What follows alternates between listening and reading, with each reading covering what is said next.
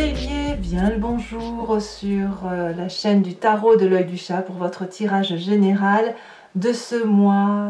On va être au mois d'août 2021. Soyez les bienvenus et ceux qui me découvrent, eh bien, soyez heureux ici. J'espère que cette guidance vous plaira.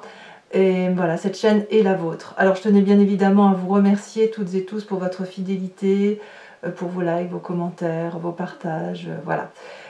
Ici, mes amis béliers, on a quelque chose qui... on est renvoyé à notre passé en ce sens, d'un point de vue général, que dans le passé, on avait une vérité qui était juste. Ce que l'on vivait avant, c'était la bonne chose, c'était la bonne histoire, c'était la bonne époque, c'était le bon travail. Et là, aujourd'hui, on va se mettre en marche, on est dans cette nouvelle quête-là, c'est ça qui revient.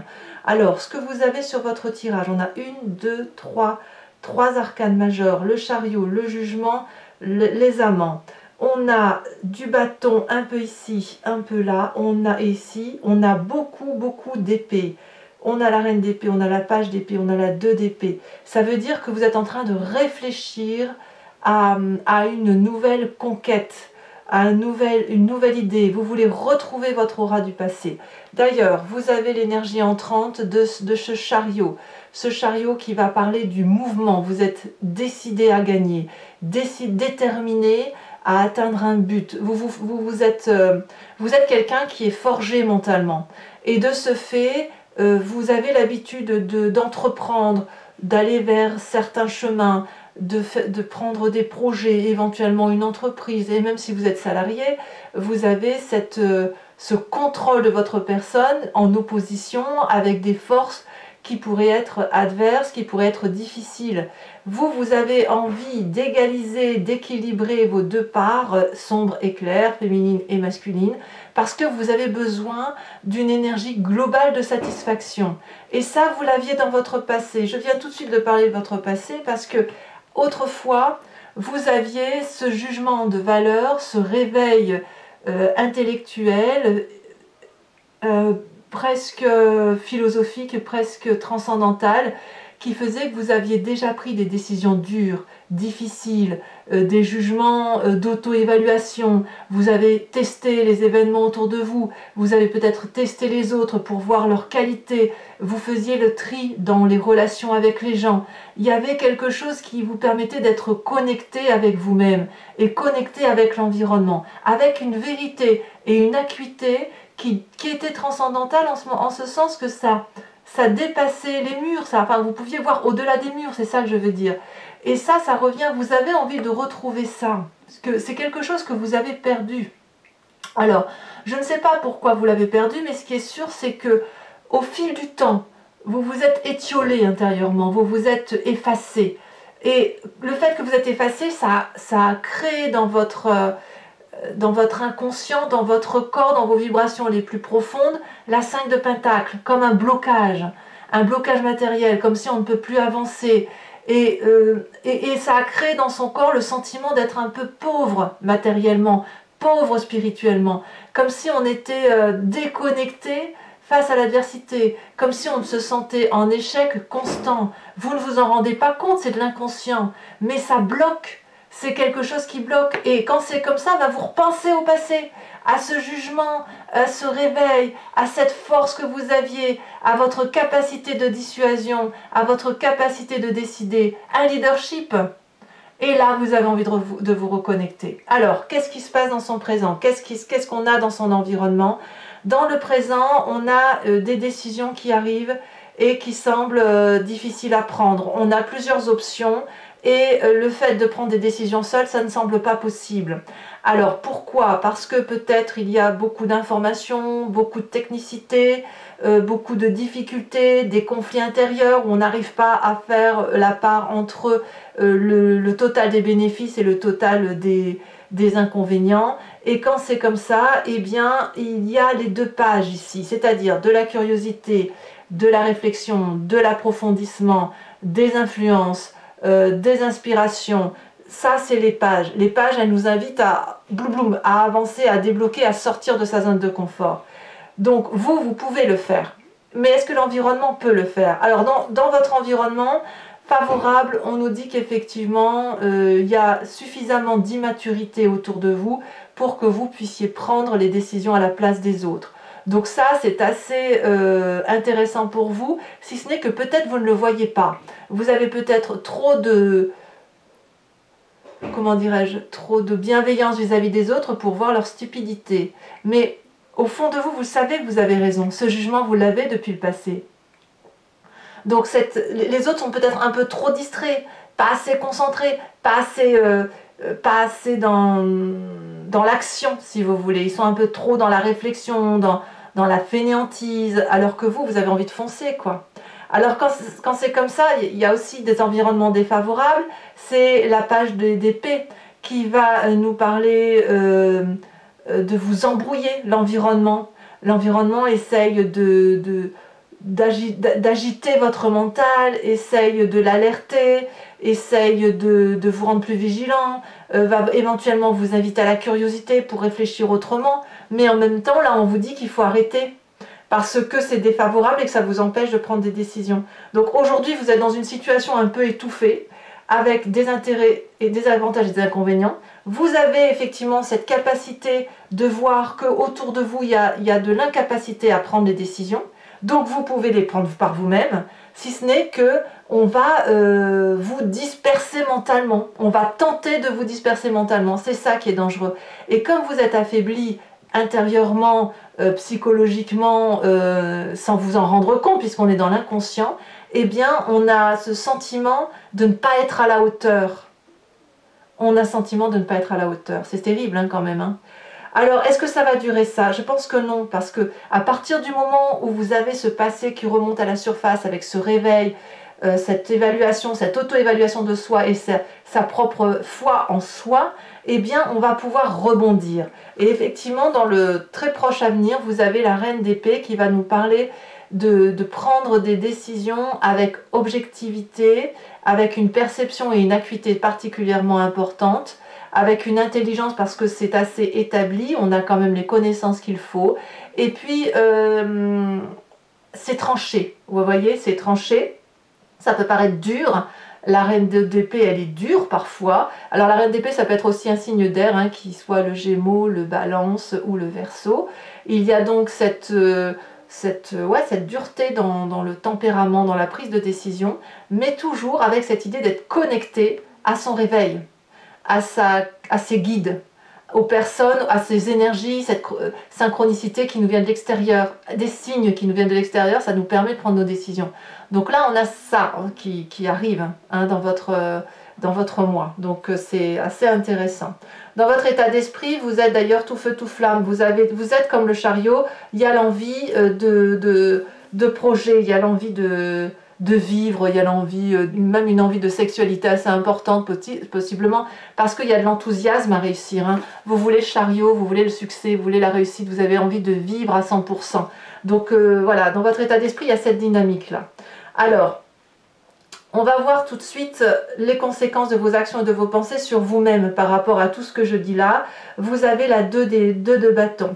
C'est-à-dire que ben voilà, le fait de trancher des décisions et peut-être de reprendre de l'autonomie, de l'indépendance de soi, eh bien ça vous permet de vous mettre, de vous préparer à sortir de cette zone. C'est une zone de confort mais pas vraiment, soit de vous faire sortir de votre zone de confort qui vous étouffe, soit plutôt de vous sortir de cette prison au barreau doré. Parce qu'on a ici à nouveau une nouvelle vision qui s'ouvre devant soi. On s'ouvre la cage thoracique, on est comme devant une prairie où tout est à construire. Et ça pour vous c'est un progrès. Parce que c'est un progrès parce qu'il y avait ce côté étriqué un peu à l'intérieur de soi, ce côté où on étouffe. Donc on fait son premier pas, son premier step vers une nouvelle indépendance ou une nouvelle énergie.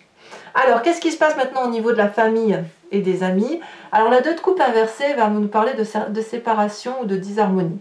Ça ne veut pas dire que vous allez vous séparer de votre couple, ça veut juste dire que vous faites le tri. Vous remettez les gens à leur place. Les communications pourraient être mauvaises si effectivement vous devez recadrer certaines personnes.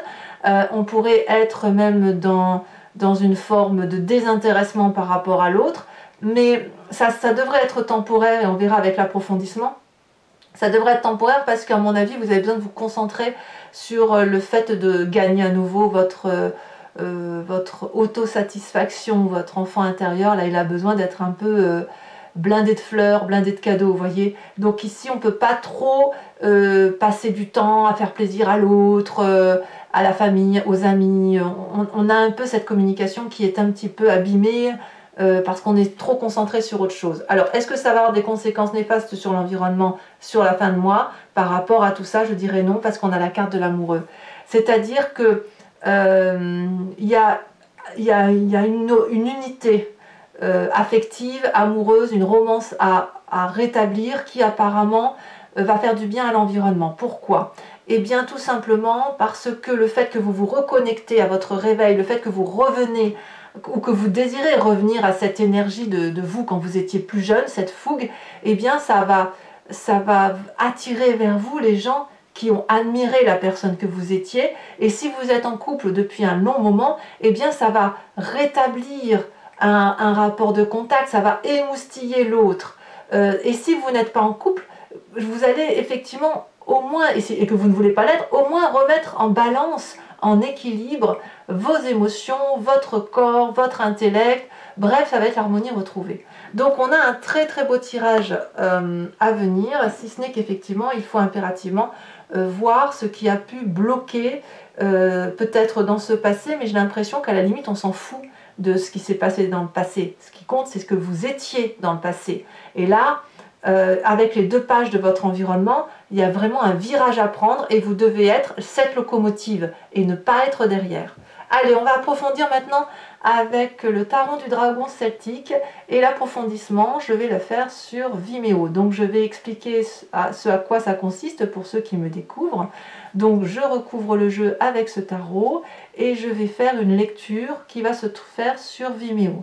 Alors Vimeo, c'est une plateforme qui est payante, la vidéo va être sous location, elle est pas chère du tout puisque les prix n'augmentent pas et c'est moins cher qu'un paquet de cigarettes. Et vous pouvez aussi partir sur l'abonnement pour avoir accès à toutes vos vidéos sentimentales et générales de votre playlist. Donc si ça vous intéresse, vous cliquez sur le lien qui est en description, vous êtes renvoyé sur le site en question et après vous vous laissez porter. L'abonnement, ce que vous devez savoir, c'est que ça se renouvelle tous les mois, mais vous êtes libre de l'annuler à chaque instant, de ne prendre rien du tout si ça ne vous parle pas de toute façon, ou de ne rester que sur la location. C'est vous qui voyez. Ce que je voulais vous dire aussi, c'est que sur Vimeo, je peux rajouter des cartes, ça m'arrive très très souvent. Et puis le fait de rajouter des cartes, ça peut apporter des précisions, voire modifier un peu la lecture. Et c'est ça qui est intéressant pour ceux qui sentent que ce tirage leur parle, eh bien n'hésitez pas à aller voir votre approfondissement. Si ça ne vous intéresse pas, vous pouvez aussi aller voir votre lecture d'ascendant et votre signe lunaire de votre thème astral, parce que vous aurez alors des précisions par rapport à cette lecture si jamais vous ne venez pas à ma rencontre sur Vimeo. Allez, c'est parti.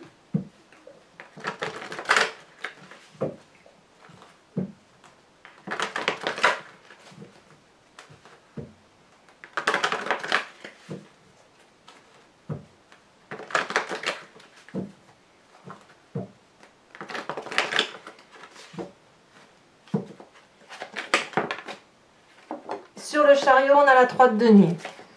Très bien. Donc en plus, vous n'êtes même pas seul. Sur l'environnement favorable, 9 de bâton. Ouf, c'est bien. Hein. Environnement défavorable, la vallée de denier. Ça ne m'étonne pas. Ça ne m'étonne pas. Pourtant, elle est bien la vallée de denier, mais ça ne m'étonne pas. Sur le présent, qu'avons-nous?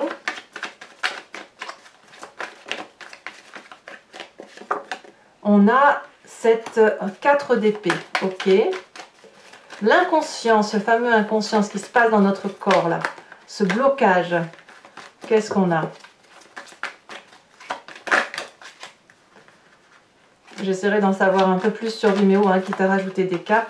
On a la 2 de denier, ok. Bah, ça ne m'étonne pas, ça va avec. Hein. La peur de se tromper peut-être. Sur le passé, le roi de bâton, évidemment, vous êtes de feu, hein, donc vous étiez entreprenant. Ça me plaît bien, moi, votre tirage. Ouh là là, ça a tombé. Alors attendez, je ramasse mes cartes.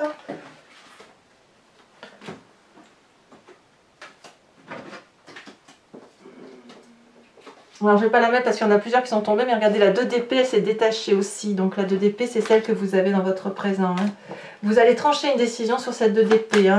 Tout ce qui va être compliqué, vous allez le trier. Alors ici, elle s'est retournée. On a la carte de l'étoile sur le futur proche, très bien. Vous allez reprendre vos décisions, c'est parfait ça.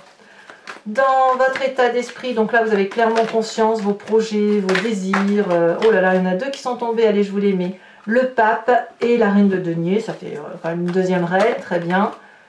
Sur l'environnement familial, oh là là, environnement familial. Je vous les mets à 2 parce qu'elles veulent tomber à 2. On a la roue de la fortune et la 9 de coupe. Conséquences de vos actions et de vos pensées sur vous-même. Nous avons quoi sur cette 2 de bâton? Elle est tombée, je la prends, il n'y en a qu'une. Non, il y en a 2. Aïe. On a la reine de bâton et la 8 d'épée. Je les mets aussi. Hein. Votre tirage est tellement fort ce mois d'août que je vous le rajoute. Et ensuite, conséquences de vos actions et de vos pensées sur l'environnement, 7 de bâton. C'est très très bien. Tout le monde va être énergétisé autour de vous, c'est parfait. Alors, je vous invite également à vous poser une question précise et je vais faire l'interprétation de votre question sur Vimeo avec le grand jeu de Mademoiselle Lenormand. Si vous n'avez pas de questions précises, vous vous laissez porter par le jeu. Ce jeu a pour intérêt, avec 5 cartes, de parler d'un événement du passé, de comment ça résonne en vous sur ce présent et comment ça peut se traduire sur un avenir plus ou moins proche. Allez, c'est parti. Donc je vous montre les cartes en amont et la lecture sera faite bien sûr sur Vimeo.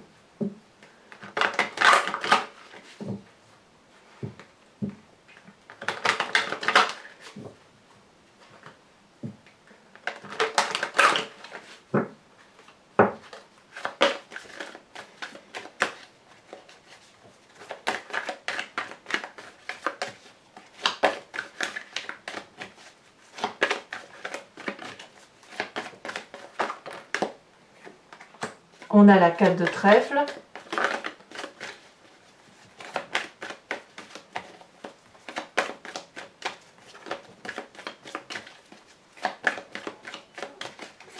Ah, ça y est, elle se détache. On a la 2 de cœur. Je ne suis pas surprise que la 2 de cœur sorte. J'y pensais durant le tirage parce que c'est évident, là, il y a quelque chose qui s'ouvre hein, quand même. Alors, sur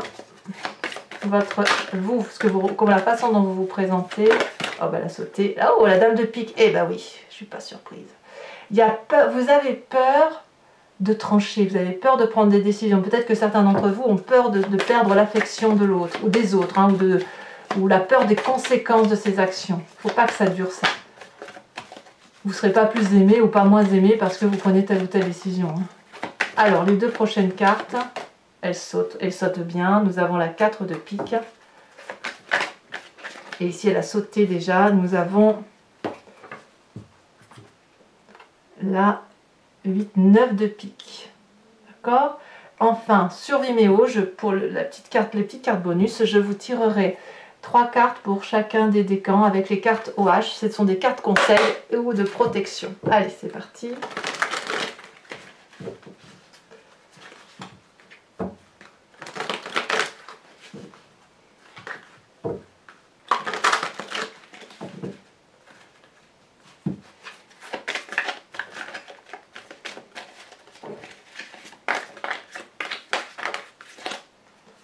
Pour les premiers décans, on me parlera de début. Je sais si vous voyez bien la carte. Oui. Pour les deuxièmes décans, on me parlera de...